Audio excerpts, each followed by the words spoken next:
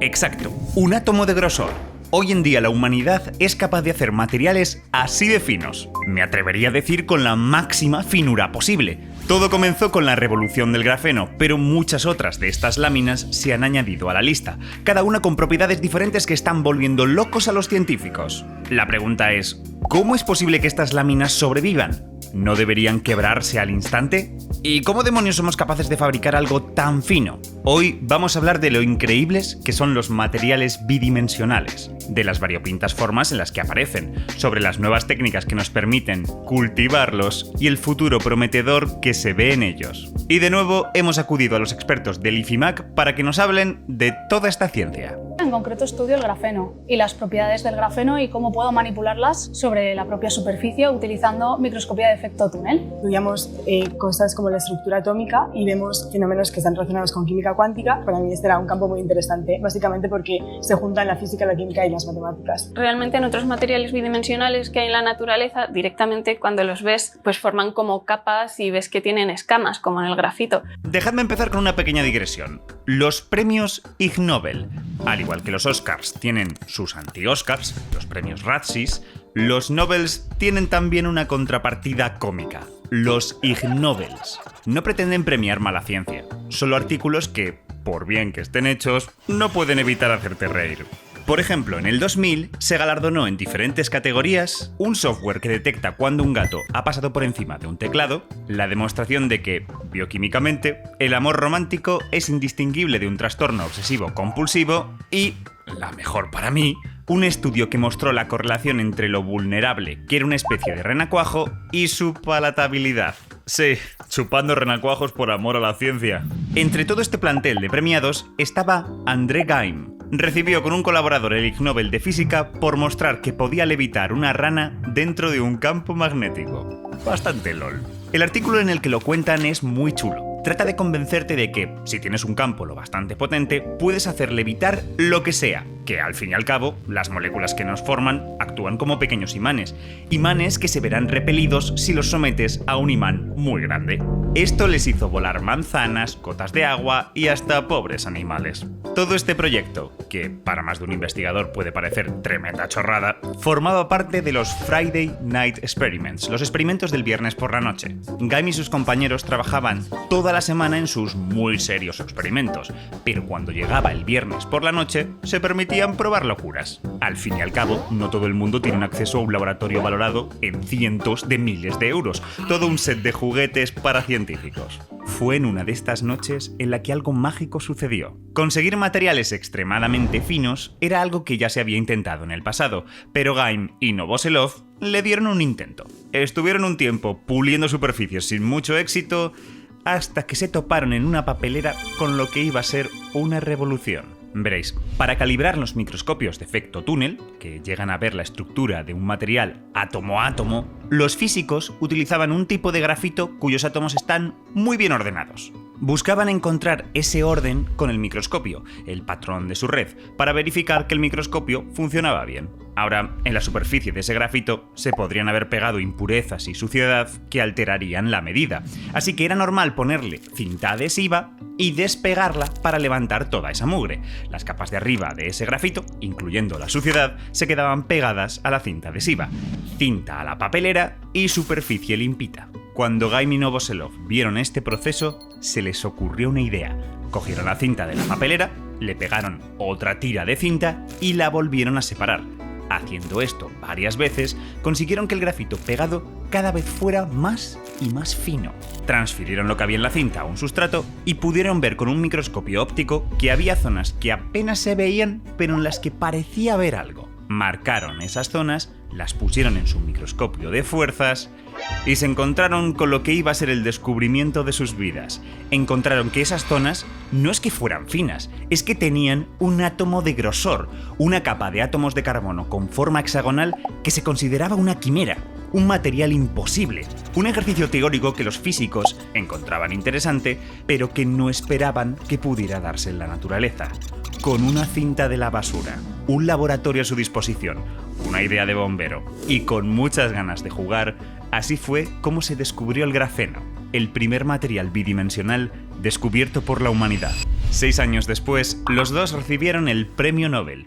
Y Geim es la única persona del mundo que tiene un Nobel y un antinobel. Consiguieron ver las monocapas de grafeno. Esto fue gracias a que la lámina de óxido de silicio era de un espesor específico, era de 300 nanómetros. Cuando lo visualizaron con un microscopio óptico, pudieron ver las láminas de grafeno gracias a que se producía una interferencia de la luz en la superficie del óxido de silicio y por contraste esto dejaba ver el grafeno. Consiguieron distinguir lo que era una monocapa de lo que era una bicapa. Si no sabes dónde está en otro sustrato, no lo ves. De hecho, ellos en el primer artículo no dicen que sea una capa, dicen que es muy fino. No se atreven a decir es una capa. Que si hubieran puesto ese material sobre otro sustrato, a lo mejor no hubieran sido capaces de verlo. Entonces, en ese sentido, sí tuvieron suerte. Gente muy atrevida y sobre todo tienes que creerte lo que has hecho. Tienes que decir, vamos a probar esto y esto que me ha salido, que es un poco raro, no voy a decir, esto ha sido casualidad. A mí me parece desde luego una historia bastante curiosa, porque antes de su descubrimiento, antes de que se aislaran estas capas en 2004, se pensaba que los materiales bidimensionales no podían existir en la naturaleza. Muchas predicciones teóricas establecían que algo tan fino no iba a ser estable, a temperatura ambiente se iba a romper, porque al final en un sólido, en un cristal, los átomos no están fijos, sino que fluctúan y hay oscilaciones. Porque se plegaría sobre sí misma por fluctuaciones térmicas, eso se acaba arrugando. Sin embargo, entre los átomos existe un enlace covalente suficientemente fuerte y además el material es suficientemente flexible como para que se formen arrugas. Estas arrugas permiten que el material pueda ser estable en la naturaleza. Y luego otra opción que hay también es que estos materiales estén sobre un sustrato. Los sustratos lo que hacen es suprimir las oscilaciones mecánicas y los estabilizan, como si los planchasen, y así hacen que no haya fluctuaciones que rompan los enlaces y los mantienen en un estado estable. El grafeno fue solo el comienzo, el pistoletazo de salida para encontrar más materiales que podían ser estables con el grosor de solo un átomo. El carbono que forma el grafeno fue el punto de salida, lo que me lleva a la tabla periódica. Este es un patrón que los químicos conocen bien. Si un elemento tiene algún comportamiento especial, es probable que el resto de elementos de su columna también lo tengan. Por ejemplo, mirad los gases nobles, sustancias que no reaccionan con nada, no se combinan con otros elementos para formar compuestos, y todos conviven en la misma columna. El motivo es que la columna nos dice cómo se disponen los últimos electrones de estos átomos, los que se mueven en el orbital más externo.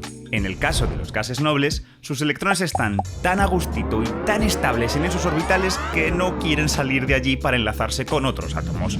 De aquí las propiedades asociales de los gases nobles. Bien, pues si el carbono, por su estructura electrónica, nos da el grafeno, malo sería que el resto de elementos de su columna no lo hagan tan bien. Y efectivamente, con esfuerzo y tiempo, estas nuevas láminas bidimensionales fueron creadas. Del silicio tenemos el siliceno, del germanio el germaneno, del estaño el estaneno y del plomo el plumbeno. Me encantan los nombres. Algunos elementos circundantes también han caído.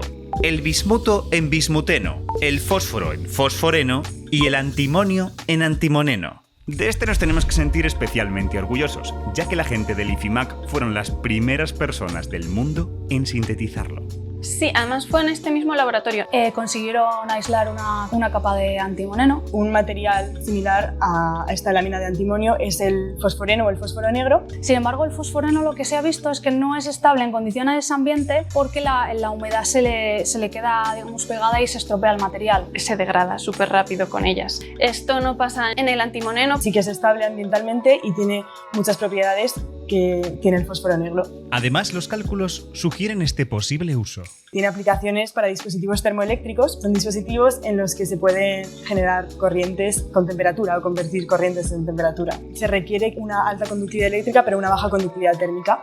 Y lo interesante de estos dos materiales, del fosforeno y del antimoneno, es que las direcciones de conductividad eléctrica y térmica preferentes son perpendiculares, entonces por eso tiene muchas aplicaciones en dispositivos termoeléctricos. Sin embargo, las láminas no tienen que ser de un solo elemento. Por ejemplo, el material bidimensional más estudiado después del grafeno es el disulfuro de molibdeno, 2 átomos de azufre y 1 de molibdeno.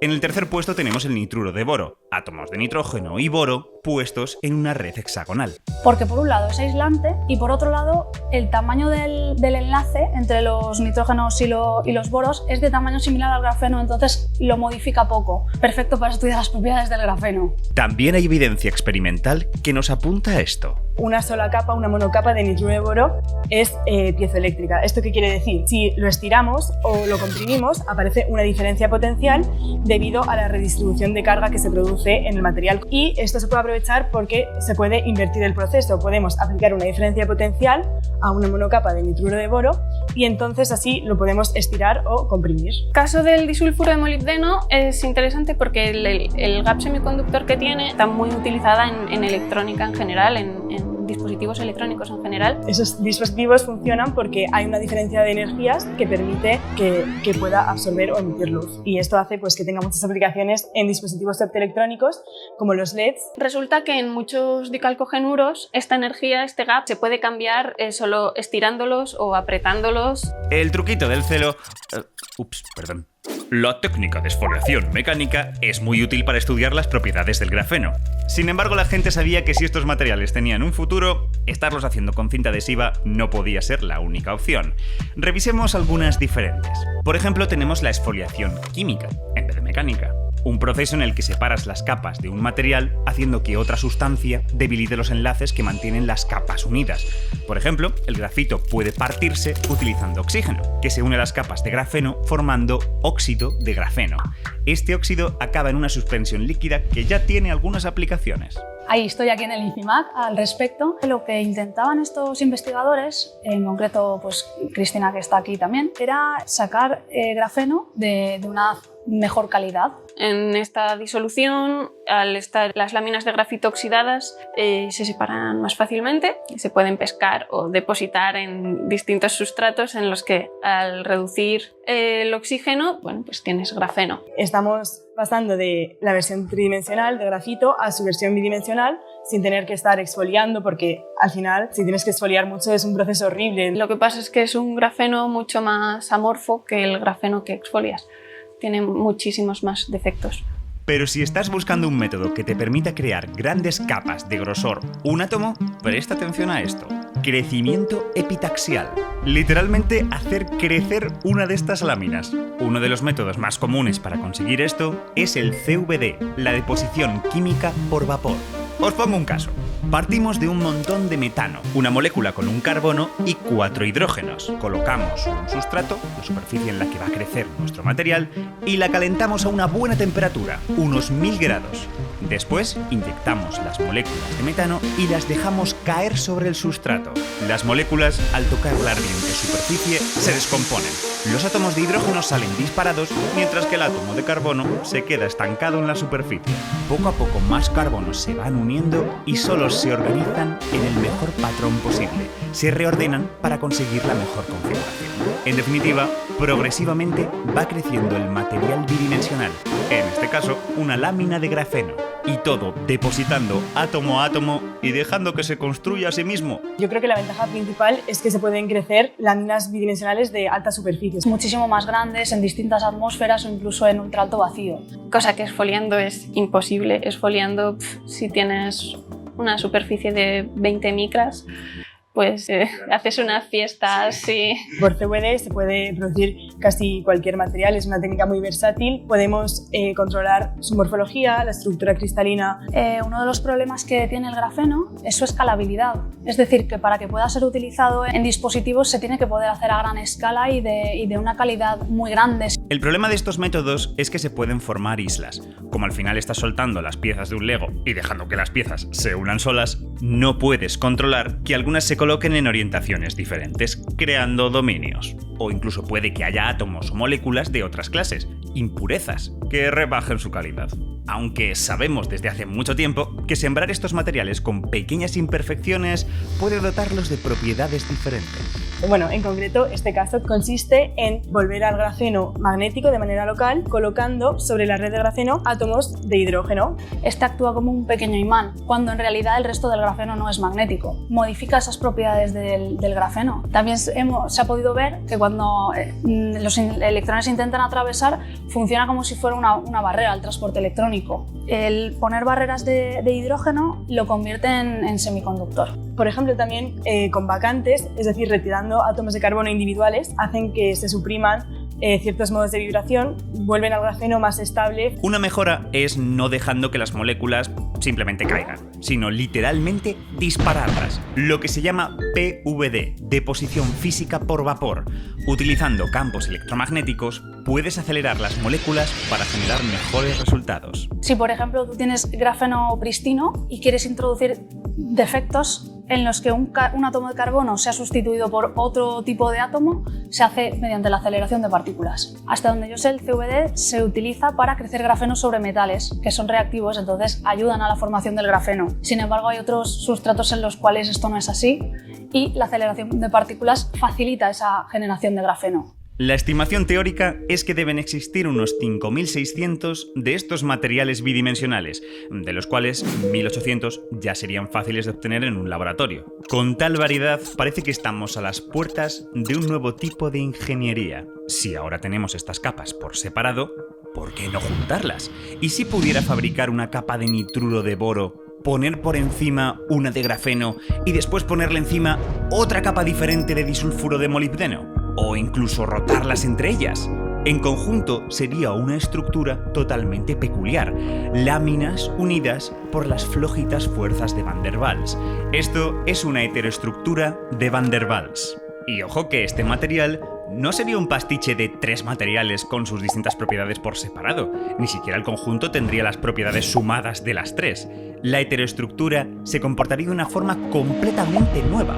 Los electrones dentro de este sándwich harían cosas completamente novedosas, dado lo extraño que es la red atómica en la que viven. Este es el potencial de las heteroestructuras, utilizar las cientos de láminas que ahora podemos conseguir, colocarlas en una heteroestructura y manipular cómo los electrones se comportan dentro, cambiando el relleno del sándwich. Esto es lo que se llama ingeniería de Van der Waals. Literalmente estar haciendo materiales a la carta. Ya se han creado con éxito algunas de estas heteroestructuras, pero aún queda hasta que podamos desatar todas las aplicaciones que puede tener. Y podemos incluso juntar materiales con propiedades antagónicas. Por ejemplo, podemos juntar un superconductor y un aislante y esto cambia las propiedades de conductividad. Por ejemplo, se sabe que cuando rotamos 2 capas de grafeno, se ha visto, por ejemplo, que es superconductor, rotándolo a un determinado ángulo, pero, por ejemplo, cuando se rota las capas de grafeno más de 10 grados, ahí se ha visto que se desacoplan electrónicamente, entonces se mantienen las propiedades del grafeno en la capa de arriba. Por ejemplo, puede ocurrir que con el número de capas se cambie completamente de propiedades por el hecho de tener más o menos capas. Eso ya son muchísimas posibilidades con todas las rotaciones que puedes hacer. Pues ya si además le añadimos que puedes cambiar el material, pues no sé, te puedes volver loco ahí. Hay infinitas posibilidades, en esencia, con algo tan sencillo como una lámina de un átomo de espesor. Esto es todo por hoy. Y ya sabes, si quieres más ciencia solo tienes que suscribirte. Y gracias por vernos.